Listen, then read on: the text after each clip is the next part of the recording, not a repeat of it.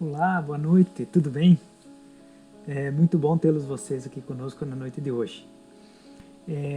Então, antes de iniciarmos a palestra propriamente dita, nós vamos fazer a nossa prece costumeira. Então, nos concentremos, acerenemos nossos pensamentos e vamos fazer a nossa prece.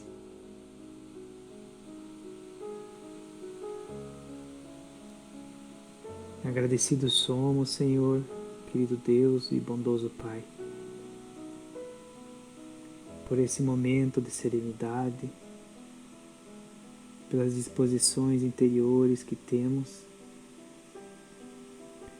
em tirar um momento da nossa vida cotidiana a fim de estabelecermos uma conexão com o plano superior e com os bons espíritos e desse modo conseguirmos, com os pensamentos elevados,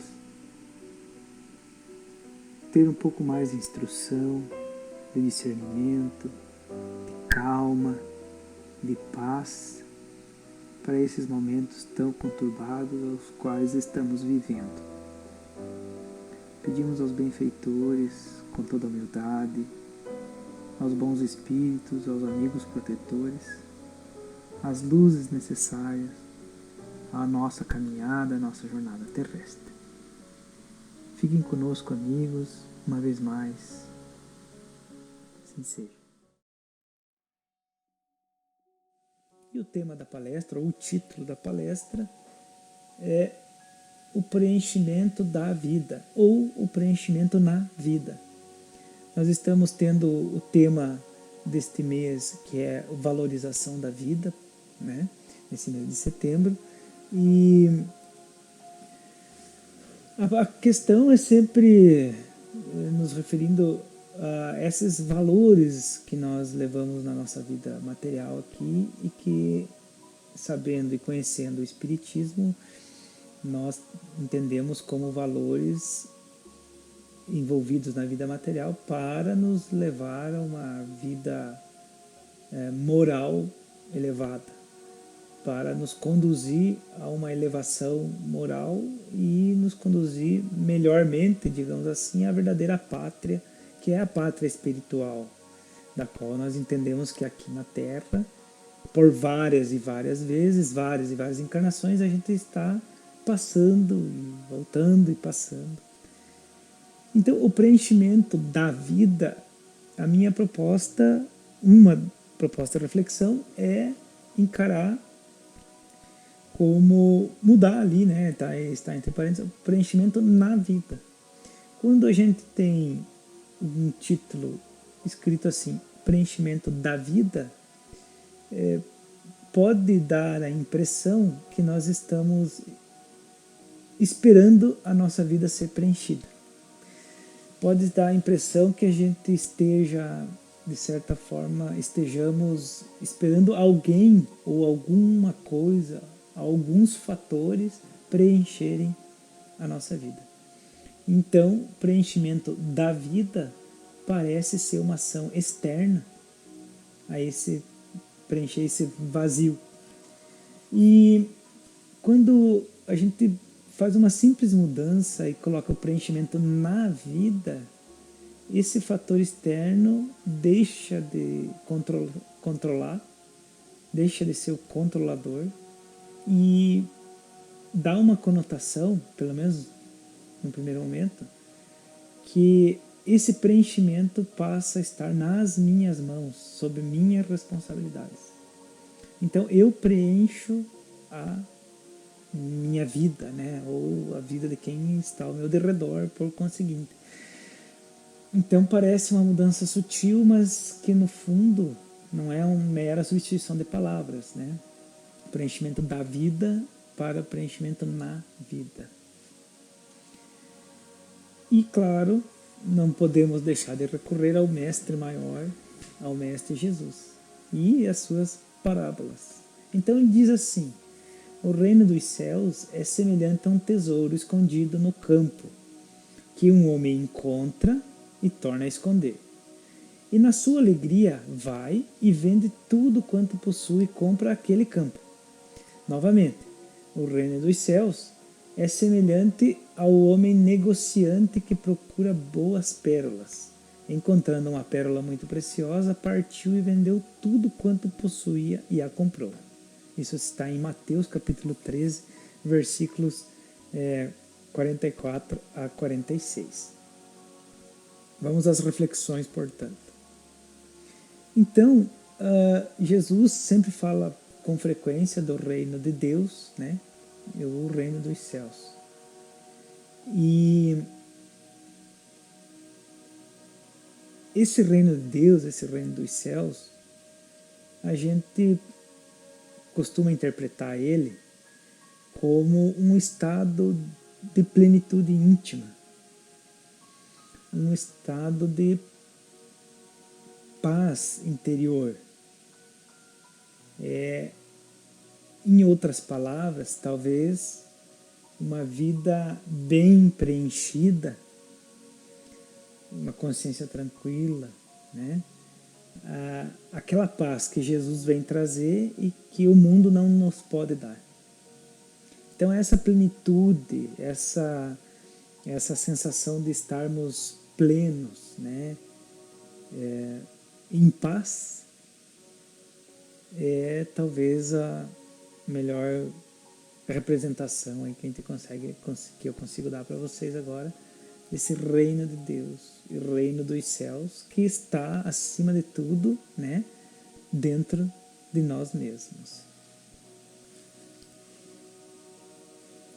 Então a pergunta que a gente faz, está aqui, isso. A pergunta que a gente faz é: onde é a plenitude? Onde é a plenitude? Onde está a plenitude? Onde? Onde é a plenitude? E não custa a gente lançar a mão de metáforas também. Então, olhando essa imagem de uma árvore solitária num campo bonito, inclusive como esse aí, supondo essa árvore em nós, poderia dizer, será que essa árvore está plena em si mesma?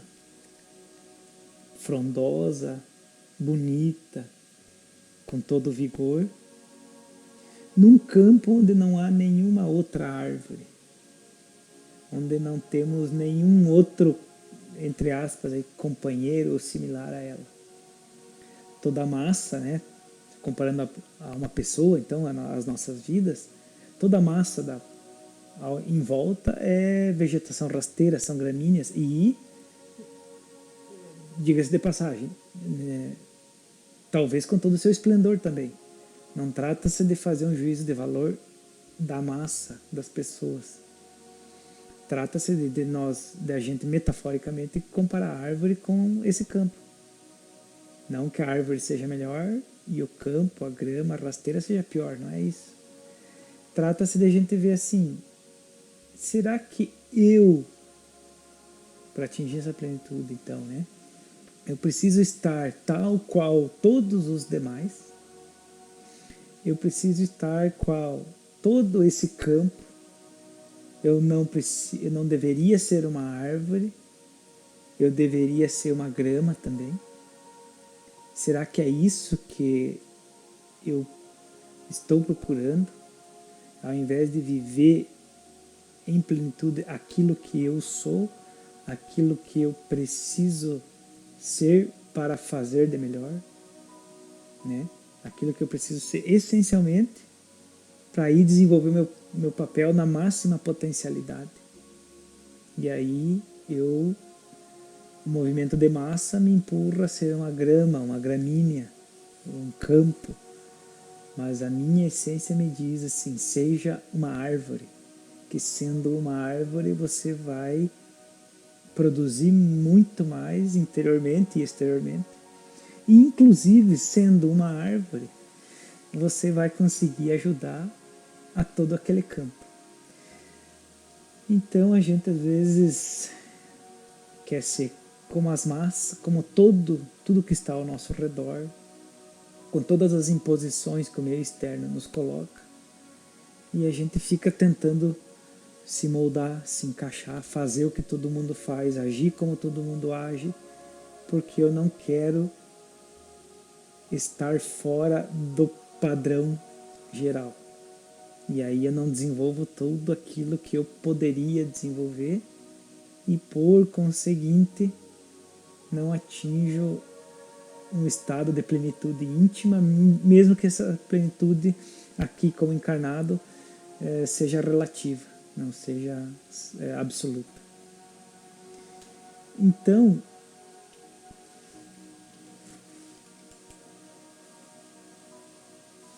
aí, funcionou. Plenitude, então, é a felicidade. É isso que vai fazer com que eu valorize mais a vida. É isso que é o que eu busco e que todas as filosofias, religiões e que todo o movimento humano, ao fim e ao cabo, almeja, né? Todo mundo almeja, busca a felicidade. Quando se é muito jovem, a gente quer uma profissão, enfim, se desenvolver, porque ao fim e ao cabo a gente quer ser feliz. Então, o que é essa felicidade? É essa plenitude que vai me fazer feliz? Ou é eu ser árvore que vai me fazer feliz, ou é eu ser campo, né, nessa metáfora, nessa comparação? Nesse sentido, né, e por isso daquela fala inicial também, uma das obras de Humberto de Campos e Chico Xavier é um livro chamado Boa Nova, né, que é uma obra então que a gente considera como uma obra subsidiária ali, que eu falei. Essa obra Boa Nova tem um capítulo chamado Bom Ânimo. E esse capítulo é um diálogo entre Bartolomeu, o apóstolo, e Jesus. Então a gente vê poucas falas assim de outros apóstolos. Normalmente é João, Pedro, né, e Tiago, né, Tiago Maior, que são os mais citados sempre, né? Mas e os outros apóstolos, né? Então aqui vamos fazer um acompanhamento aqui, uma fala bem bacana, um diálogo bem bacana que ocorreu entre Jesus e esse apóstolo, o apóstolo Bartolomeu. E aí, novamente, a gente propõe um exercício mental, cá entre nós, né?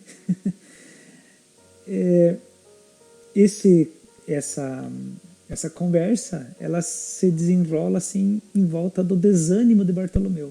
Bartolomeu, o apóstolo, está bem, digamos assim, desanimado, né? Ele está desacorçoado, como a gente diz aqui no interior. E assim, vale, antes de eu mostrar aqui, vale lembrar que essa fala de Bartolomeu com Jesus aconteceu aí, arredondando números, né? Uns 2000 anos, né? 2000 anos. Estamos em 2020. Jesus foi crucificado em torno do ano 30, né? Então nós temos aí, arredondando, 2000 anos de que aconteceu esse diálogo. E vamos ver assim a que ponto, quão distante esse diálogo está da nossa realidade de hoje em dia, né? Da nossa realidade atual. Porque afinal de contas, um diálogo que aconteceu há 2000 anos fatalmente não pode estar assim tão próximo de nós. Mas aí vou pedir aos colegas aí, né, que a gente faça um exercício mental e faça essa reflexão da distância do diálogo da época para o diálogo de hoje. E então Bartolomeu diz assim para Jesus: não saberia nunca explicar-vos o porquê de minhas tristezas amargurosas. Eu pesquei alguns trechos, tá? Não é o texto completo aqui do diálogo, tá? Peguei algumas partes. Então não saberia nunca explicar-vos o porquê de minhas tristezas amargurosas. Então Bartolomeu, ele está conversando com Jesus e eu imaginei assim, né? Então, ao invés de escrever o desânimo de Bartolomeu, vamos escrever ali o desânimo do Alisson Agusti, né? Então eu estaria conversando com alguém no plantão fraterno lá no Centro Espírita, ou com alguém mais antigo, né, de vivência espírita lá na casa, ou talvez conversando com algum amigo, com o pai ou com a mãe, com os nonos, né, com os avós, alguém mais velho, né, um colega de trabalho, e eu abrindo meu coração, assim, falando, olha, eu não sei explicar para você, não consigo, nunca vou conseguir te explicar o que eu estou sentindo aqui dentro. Então veja a profundidade e quanto que Bartolomeu se abre para Jesus. Ele fala aquilo do fundo do coração, né? Ele fala aquilo como sendo assim, e de fato, porque a gente não consegue pôr em palavras tudo que a gente sente. Aliás, bem pouca coisa a gente consegue pôr em palavras o que é aquilo que a gente sente. E aí Bartolomeu diz isso, que não saberia nunca explicar, mas é um sentimento verdadeiro e profundo que eu tenho lá dentro de mim, de minha tristeza e, acima de tudo, amargurosa ainda. Uma tristeza amargurada, doída, né? Então, Bartolomeu, ele está no que a gente ousaria dizer agora, mesmo que momentaneamente não está depressivo ali, né? Ele está muito desanimado. E aí ele diz assim, Jesus, o vosso evangelho, ele me enche de esperanças, né? A boa nova me enche de esperanças para o reino de luz que nos espera, nos corações, o além, essas alturas, né? Essas culminâncias do ser, essa plenitude que você fala que a gente vai atingir. Isso me dá um gás, assim, falando em palavras populares de hoje em dia, né? Se vocês me permitirem. Isso me leva lá para cima. Isso me dá um ânimo, me dá um up, me dá um gás. Mas, por toda parte, é a vitória do crime, o jogo das ambições, a colheita dos desenganos. Então eu estou conversando com esse amigo, né, me colocando no lugar do Bartolomeu, né? E eu digo assim, cara, tô por todo lugar, só vejo essas coisas aí, barbaridade.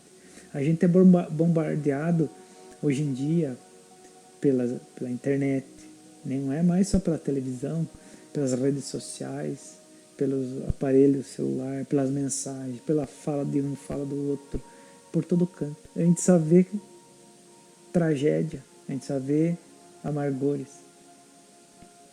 Então eu não sei vocês, mas tem impressão para mim que o Bartolomeu ele está falando aqui e agora com Jesus. Não foi lá 2000 anos, lá na Palestina, em Israel, no Oriente Médio, lá. 2000 anos, não. Parece que ele falou aqui há 20 dias, né? Tem essa impressão. Não sei vocês. Mas Jesus, acima de tudo, o que ele é? Ele é o mestre. Ele é o mestre. Então ele diz assim, a vida terrestre é uma estrada pedregosa que conduz aos abraços amorosos de Deus. Então vejamos, analisemos. Jesus não diz assim, a vida terrestre é uma rede que você deita, cruza os pés embaixo de uma árvore e fica se balançando com uma água fresca. Ele diz assim, a vida terrestre é uma estrada pedregosa, é uma estrada, primeiro é uma estrada. Se é uma estrada, a estrada ela tem limites laterais. Em tese, você não deve sair da estrada para querer aventurar fora dela. Você anda dentro da estrada, né, fazendo uma metáfora assim. Eventualmente tem alguém vindo de lá, você tem que se manter desse lado da estrada para não dar choque. Só que Jesus diz que é uma estrada pedregosa, não é uma estrada lisinha. Então, não é uma estrada asfaltadinha, é uma estrada pedregosa. Então, mas assim, que conduz aos braços amorosos de Deus. Como toda a estrada conduz a algum lugar. Então, a vida terrestre é essa estrada. Então, quantos de nós queremos sair da estrada? Não queremos seguir essa estrada. Queremos fazer do nosso jeito e dizer que essa estrada não me serve. Ou seja, a vida terrestre. Quantos de nós queremos abandonar a estrada, né? Por desânimo, por cansaço, por rebeldia, por inconformismo. Se eu sair fora da estrada, para onde é que eu vou? Eu vou me perder no barranco, no mato, no banhado, no lodo.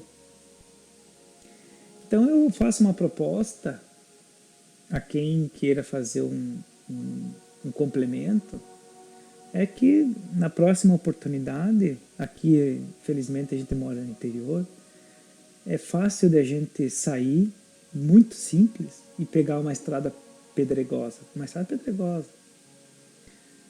Eu proponho aí que o pessoal vá fazer uma caminhada por uma estrada pedregosa e para se lembrar dessa passagem de Jesus aqui. Que caminhar por uma estrada pedregosa não é algo assim tão simples, né? Não é caminhar no Parque Central. Num primeiro momento, né? Vamos deixar isso bem claro. Se talvez eu sei que está muito em voga hoje em dia o pessoal andar de bicicleta, né? Andar de bicicleta na estrada pedregosa, né? Não é como andar no asfalto. Ou mesmo se você pegar um automóvel, pegue teu carro e saia andar no interior aí em alguma estrada pedregosa. Você vai ter que ir devagar. Haverão pedras que você passa por cima dessas pedras. Tem outras pedras que você vai ter que desviar, né? Você pode tirar pedras do caminho para outros passarem. Você pode ser derrubado por alguma pedra, né? Então, Jesus é perfeito nessas falas dele. E a gente pode fazer inúmeras interpretações. Mas a vida terrestre é uma estrada pedregosa. E se eu, por rebeldia, querer pegar meu carro e querer pular fora, barranco afora da estrada, eu vou quebrar o carro. Então, fazendo alusão até a palestra da semana passada, na qual o trabalho é toda ocupação útil, então o trabalho vai ser essa marcha. O trabalho é a caminhada nessa estrada.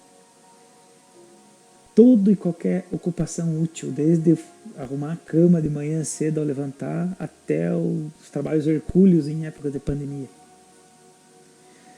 Só que, em geral, o que Jesus fala? Os homens abusam dessa oportunidade do trabalho e da marcha, ou seja, da oportunidade da vida terrestre, para anteporem a sua vontade, essa má ali fui eu que coloquei, para anteporem a sua vontade aos desígnios superiores, perturbando a própria marcha. Então, enquanto é mais fácil eu ir paulatinamente avançando seria o ideal, eu ir avançando paulatinamente nessa estrada pedregosa? Não. Eu quero ir a toda velocidade. Só que é uma estrada pedregosa que pode, se eu fazendo a metáfora do automóvel, estragar meu carro. E aí eu vou ficar muito tempo parado até consertar, até chegar um socorro. Eu vou ter que trabalhar para consertar, ter que deitar lá embaixo do automóvel, sei lá, em que qual situação embaixo do carro lá para poder consertar essa minha imprevidência. Então, os homens abusam dessa oportunidade para anteporem a sua vontade aos desígnios superiores. A gente quer fazer do nosso jeito, pronto e acabou. E a estrada que leva a Deus, essa estrada é pedregosa, nós devemos fazer com cuidado, dentro dos limites que essa estrada nos impõe, sabendo que estaremos sempre sendo amparados por esse Deus bom, Pai maravilhoso. E aí, por causa disso, resultam as mais ásperas jornadas obrigatórias para a retificação das faltas cometidas. E muitas vezes infrutíferos labores, trabalhos. Por quê? Eu quis ir além da velocidade nessa estrada pedregosa e o meu carro quebrou. E agora eu vou ter que parar, consertar, ou chamar ajuda, ou olha só a metáfora, esperar um guincho vir me resgatar para levar na oficina, para depois eu ter que voltar e continuar dali para diante. Porque essa estrada a gente vai ter que percorrer. Então a gente pode fazer o caminho, deixar esse caminho mais suave, indo com mais calma, com mais parcimônia, olhando, ficando atento, né? Desviando das pedras que a gente não consegue passar por cima e superar, cuidando para não cair com alguma pedra que esteja nesse caminho. Jesus é nosso modelo, né? Jesus é nosso modelo.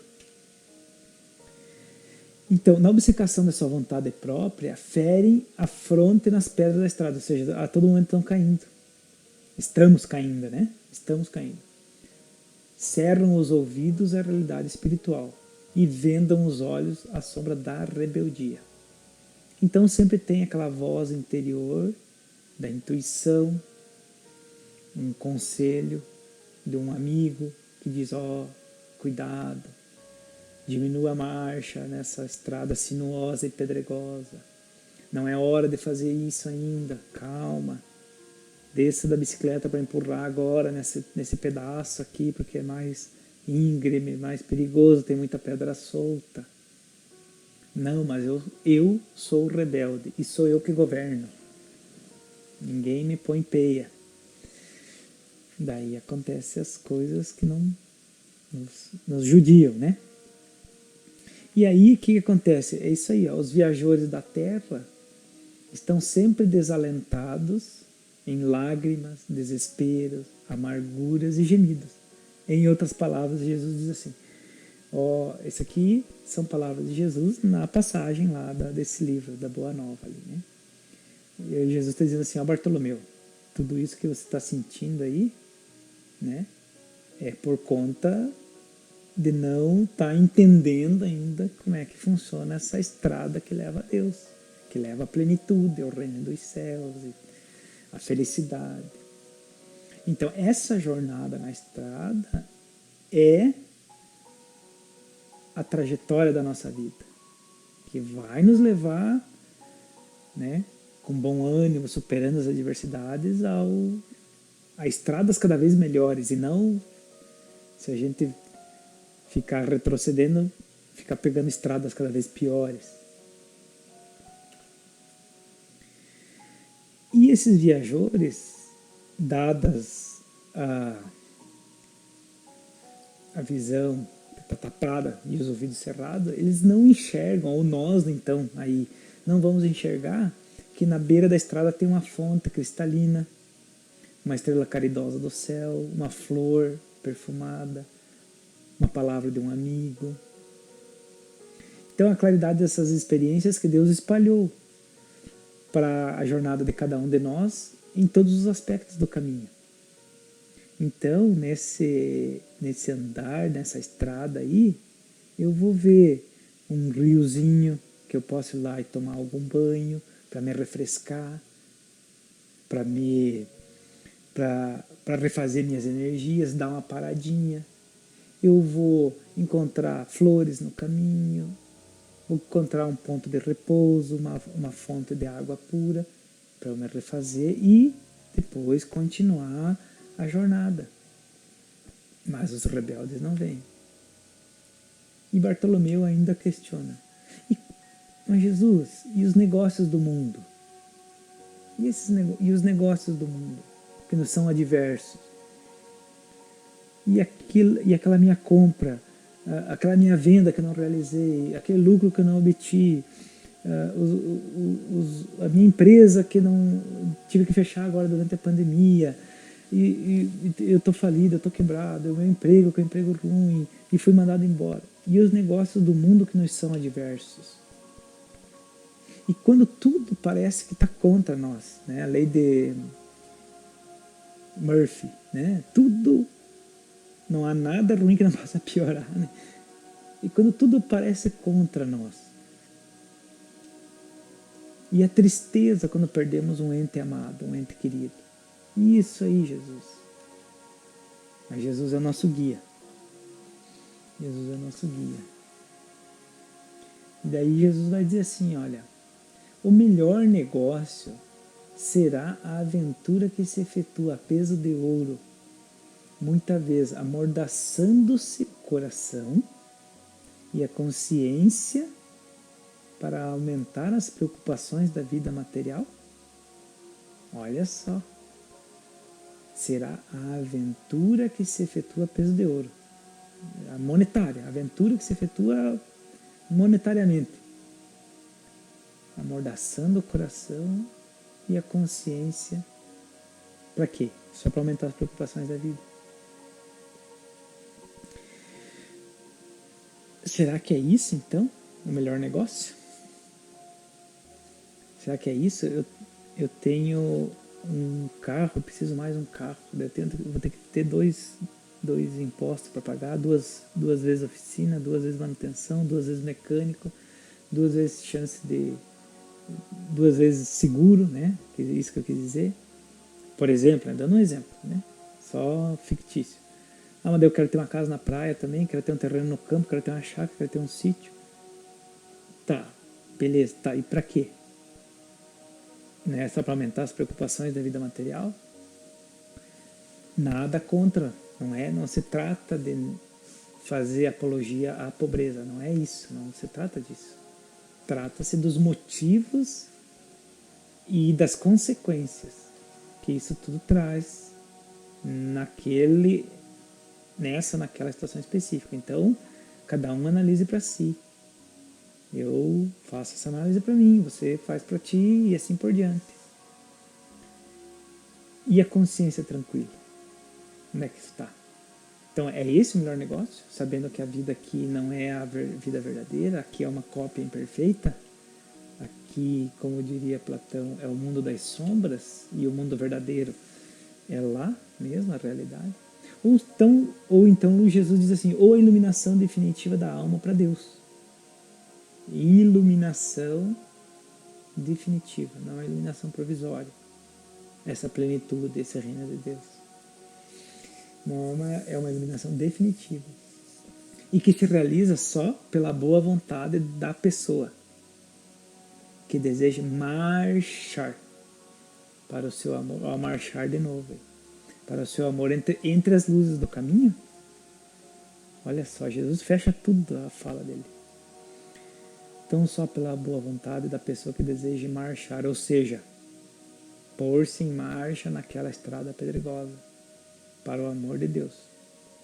Mas só que, como falado anteriormente, muitas luzes nesse caminho pedregoso, muitas luzes. Só que a gente fecha os olhos, tapa os ouvidos. E, importante destacar, que Jesus sempre fala em movimento, marcha, sempre marcha. Perceba que Jesus, ele não falou, ele falou que a estrada é pedregosa e que devemos nos colocar em marcha. Então, alguns poderiam perguntar assim, tá, mas então é só tristeza, perturbação e dificuldade? Parada ali. Muita atenção. Primeiro, novamente, Jesus nos aponta as luzes do caminho, né? Nos aponta essas paradas, as flores, as estrelas, as fontes d'água em torno dessa estrada, os rios e riachos, né? As árvores, os pontos de refazimento. E veja que Jesus fala que é uma estrada. Jesus não diz assim, a vida terrestre é um deserto. É uma estrada, só seguir a estrada. Ele não diz a vida terrestre é um mato fechado, no qual você cai lá dentro e se vira. Não, tem uma estrada para seguir. Tem umas pedras, só que você pode, com o passar das existências, encarnação após encarnação, ir aplanando, ir pavimentando, ou colocando mais pedras, mais obstáculos. E quem está perdido? Quem que está perdido? Como assim está perdido? Ah, eu perdi um amigo. Como assim perdeu? Você só perde, você perde um chinelo, você perde o óculos, você perde o relógio, né? Um amigo você não perde, não é teu. Vocês são amigos. E além do mais, foi para a pátria espiritual, o meu ente querido, a pessoa amada. É isso que Jesus pergunta a Bartolomeu. Quem que está perdido? Deus é Pai de todos. Ninguém está perdido. E aí retorna então a pergunta fazendo uma inversão agora, um pouquinho. Onde é a felicidade? Então, a pergunta volta para a árvore ali. Eu preciso ser o que todo mundo é e ter o que todo mundo tem para atingir essa pseudo-felicidade? E será isso a plenitude? E agora uma inversão para a gente refletir a respeito. Será que eu seguindo a minha estrada pessoal não é o melhor caminho, ao invés de querer me furtar a isso e tentar desviar, pegar atalhos e tudo mais? Porque se eu pego atalhos, se eu desvio o caminho, eu vou ter que, mais cedo ou mais tarde, voltar àquele mesmo ponto de onde eu tentei desviar. Nesse sentido, o Kardec faz uma reflexão junto com os espíritos superiores e ele vai perguntando aos espíritos sobre a felicidade. E, de maneira geral, ele conclui, com a resposta dos benfeitores espirituais, Kardec conclui que a felicidade é relativa a cada um, pois, afinal de contas, a gente tem necessidades diferentes. A minha necessidade não é a mesma do fulano, do beltrano, do meu vizinho e assim por diante. Então, é difícil ter um padrão de felicidade. Então, ele diz assim, a felicidade terrestre ela é relativa à posição de cada um. Beleza. O que basta para a felicidade de um não é a mesma da felicidade do outro. Beleza. Então ele pergunta, haverá contudo alguma soma de felicidade que é comum para todas as pessoas? Haverá algum tipo de felicidade que é comum a todos? Então sendo eu árvore e o meu vizinho campo, ou vice-versa, tem alguma coisa que seja comum para nós dois que constitui felicidade?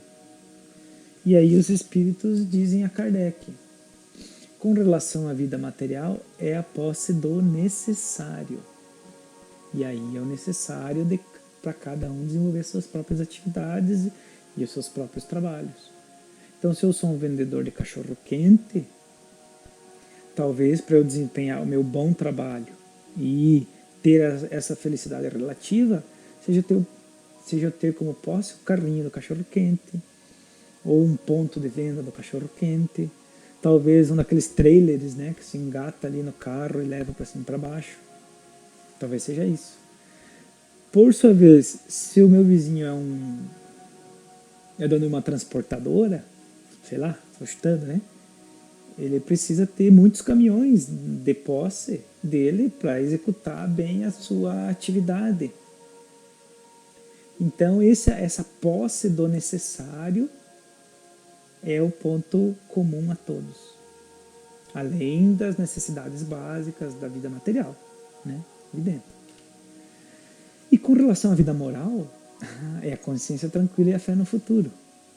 É eu deitar a cabeça no travesseiro, poder dormir tranquilamente, sabendo que eu estou desempenhando as minhas atividades, eu estou caminhando dentro da estrada, né, passando pelo caminho que eu deveria percorrer, e tendo fé lá no futuro que Deus é nosso Pai, e lá na frente a gente vai vencer mais um ou dois, alguns obstáculos. Então essa é a felicidade. Então isso é uma coisa muito íntima, muito pessoal, ao passo que também tem o aspecto da comunidade, do que é comum entre várias pessoas. Então a posse do necessário e a consciência tranquila, fé no futuro, a esperança, né? Bartolomeu lá estava desanimadaço, né? Então, uma outra obra subsidiária é essa de Joana de Ângeles e de Valdo Franco, Encontro com a Paz e a Saúde. E no capítulo 7, essa obra é fantástica, fala sobre a conquista da felicidade. Então vamos ver o que eles dizem para nós. Quando o conforto excessivo é facultado e os objetivos de trabalho parecem conseguidos, ocorre uma perda de interesse pela existência. Quando o conforto excessivo é facultado, então, ou seja, não é mais o necessário material, é o excesso, e os objetivos de trabalho parecem conseguidos, ocorre a perda de interesse pela existência, é a falta de um objetivo. É impossível uma existência feliz distante do trabalho, ou seja, da ocupação útil, qualquer ocupação útil, da solidariedade e das ações de engrandecimento moral, do que Joana de Ângeles diz, do eu superior, do self. Então, como é que eu vou atingir essa plenitude distante do trabalho, da solidariedade, das ações de engrandecimento moral, dentro desse conforto excessivo que me deixa cada vez mais preguiçoso? Ainda vai dizer, longe da posse de tesouros que não preenche os vazios existenciais, a felicidade apresenta-se como a realização interior e esforço pelo seu prosseguir. Ou seja, é um contínuo. A felicidade não é o ponto de descanso na estrada pedregosa. A felicidade é contínua durante toda a estrada. Quando eu caio por causa das pedras, quando eu me levanto, quando eu desvio da pedra, quando eu encontro um rio cristalino para me banhar. A ingenuidade psicológica estabeleceu que a felicidade existe onde se encontram o prazer e a comodidade, a fortuna e o repouso, em violenta agressão à vida, que se desenvolve em ações incessantes.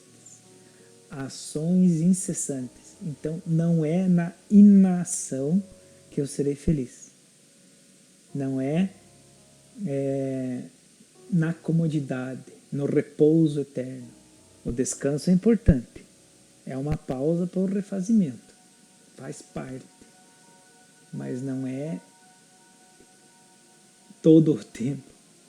Então Jesus fala lá para Bartolomeu, a marcha não é você ficar deitado na rede, que vai te levar a Deus. É a marcha, é o caminho percorrido. Então, na amizade sincera, encontra-se razões básicas para as experiências felizes, motivadoras de novas e amplas conquistas. Então, a felicidade é esse sentimento agradável que resulta de emoções saudáveis, aquelas que acalmam e enriquecem de júbilo, eliminando as sensações perturbadoras. Então, não é aquele pandemônio, né? Perdão do termo aí, né? Não é aquela loucuragem, felicidade. Não é aquela, como se diz popular mesmo, um termo muito utilizado, né? Felicidade não tem nada a ver com perturbação, com gritos estridentes, com som alto, com...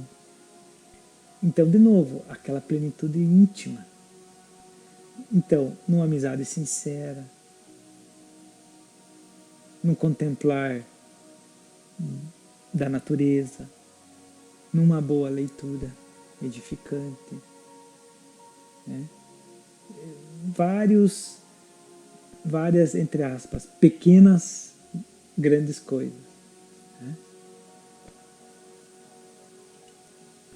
O hábito salutar da meditação, da oração, caminhadas e exercícios, aqui a gente está falando ações práticas. Isso vai nos predispondo a realizações enobrecedoras. Então é um esforço físico bem direcionado que vai nos propiciar a felicidade. Porque também existem as questões físico-corporais, hormonais aí, que nos proporcionam bem-estar, né? Momentos de lazer, inclusive, para nos revigorar as forças para continuar a nossa jornada de trabalho. A felicidade, então, se apresenta, portanto, com simplicidade, destituída de atavios e complexidades, que isso aí só enfeitariam a felicidade e não a produzem em realidade. Então, felicidade é simplicidade, né? E isso vai nos dando aquele estado de plenitude ou vice-versa. A plenitude nos faz feliz ou a felicidade nos traz plenitude num círculo virtuoso, né, de engrandecimento moral. Mas lembremos as palavras de Jesus, que isso deve ser constante. Não é um momento, é durante toda a jornada. Por fim, Jesus vai dizer a Bartolomeu: a luta comum é caminhada de cada dia. Caminhada de cada dia. Movimento. Os instantes deliciosos da manhã e as horas noturnas de serenidade são os pontos de repouso, mas ouve-me bem. Tanto na atividade quanto no descanso físico, a oportunidade de uma hora, de uma leve ação, de uma palavra humilde, é o convite do nosso Pai para que semeemos bênçãos sacrossantas. É preciso considerar que a alegria, a coragem, a esperança devem ser traços constantes na atividade em cada dia. Por que nos firmarmos no pesadelo de uma hora se conhecemos a realidade gloriosa da eternidade do nosso Pai? Então, muitas vezes, nós, como diz aqui Jesus, falando a Bartolomeu, nós seremos aquelas luzes nos caminhos de outras pessoas. E é preciso considerar que isso aqui, coragem, esperança, alegria, é um dever, né? É um dever nosso no nosso dia a dia. Nós devemos nos colocar nessa posição. Sabe essas palavras do mestre, né? Muito bem, meus amigos. Agradeço com muita sinceridade a atenção de vocês e tenhamos todos uma excelente semana. Até a próxima.